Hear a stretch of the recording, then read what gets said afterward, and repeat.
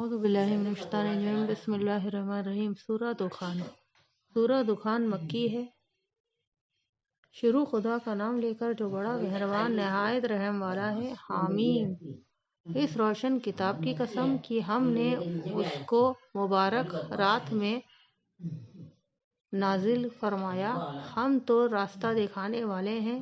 اسی رات میں تمام حکمت کے کام فیصلے کیے جاتے ہیں، یعنی ہمارے یہاں سے حکم ہو کر بے شک ہم ہی پیغمبر کو بھیجتے ہیں۔ یہاں تمہارے پروردگار کی رحمت ہے، وہ تو سننے والا جاننے والا ہے۔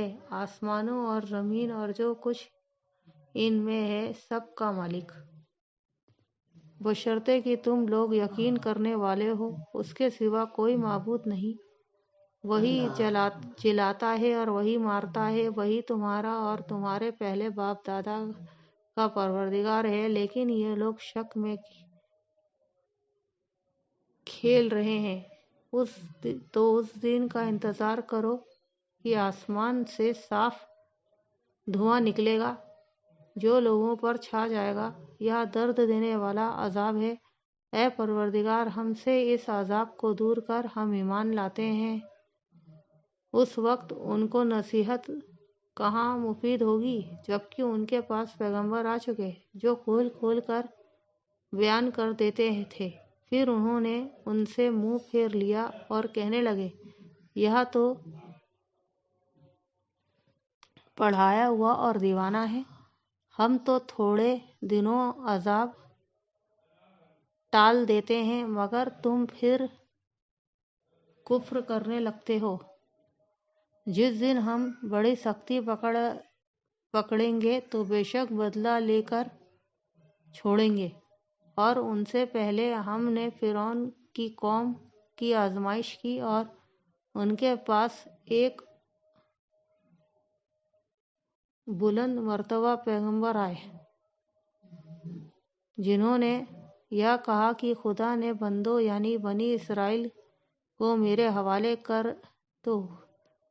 جنہوں نے یہ کہا کہ خدا کے بندوں یعنی بنی اسرائیل کو میرے حوالے کر دو، میں تمہارا امانت دار پیغمبر ہوں اور خدا کے سامنے سرکشی نہ کرو۔ میں تمہارے پاس کھلی دلیل لے کر آیا ہوں، اور اس بات میں کہ تم مجھے پتھر مار مار کر ہلاک کر دو، اپنے اور تمہارے پروردگار کی پناہ مانگتا ہوں، اور اگر مجھ پر ایمان نہیں لاتے تو مجھ سے الگ ہو جاؤ۔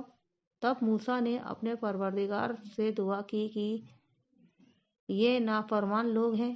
خدا نے فرمایا کہ میرے بندوں کو راتوں رات لے کر چلے جاؤ، اور فرعونی ضرور تمہارا پیچھا کریں گے، اور دریا سے کہ سوکھا ہو رہا ہوگا پار ہو جاؤ۔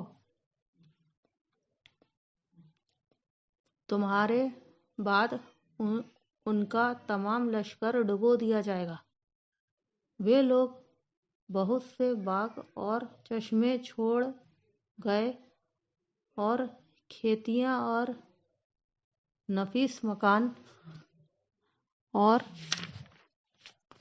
آرام کی چیزیں جن میں ایسا کیا کرتے تھے، اسی طرح ہوا، اور ہم نے دوسرے لوگوں کو ان کا مالک بنا دیا۔ پھر ان پر نہ تو آسمان اور زمین کو رونا آیا اور نہ ان کو مہلت دی گئی۔